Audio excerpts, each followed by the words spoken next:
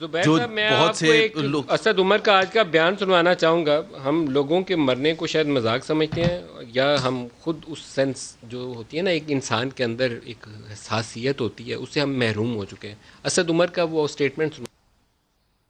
میں آپ کو صرف ایک یہاں پہ موازنہ دکھانا چاہتا تھا کہ پچھلے, جیسے میں نے آپ کو بتایا کہ 6 دن کے اندر اگر ہم دیکھیں تو پاکستان میں اوسطاً 24 روزانہ کورونا کی وجہ سے اموات ہو رہی ہیں.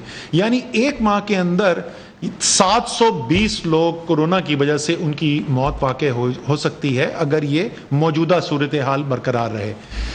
لیکن اس کے ساتھ پاکستان کا ہی میں ایک اوسط مہینہ کہ پاکستان میں ایک مہینے میں اوسطاً 4800 سے زیادہ لوگ اپنی جان کھو بیٹھتے ہیں ٹریفک ایکسیڈنٹ کے ذریعے میں. لیکن ہم ٹریفک پھر بھی الاؤ کرتے ہیں, گاڑی سڑک پر پھر بھی چلتی ہے. وہ کیا لاجک ہے جناب اسد عمر صاحب آپ کی. میں بہت ہی افسوس کے ساتھ آپ کے میں بیان اس کی کا بڑی جواب مذمت دے دوں. کرتا ہوں. خدا تعالیٰ ندیم ہدایت دے. آپ دے دیں زبیر صاحب, آپ کا بھائی ہے, آپ ہی جواب دے دیں. میں تو مذمت کر رہا ہوں ان کے بیان کی. ٹریفک میں ہم نے آپ پروٹوکولز بھی مذمت بنائے کرتے ہیں اپنے بھائی کے بیان کی کہ نہیں کرتے؟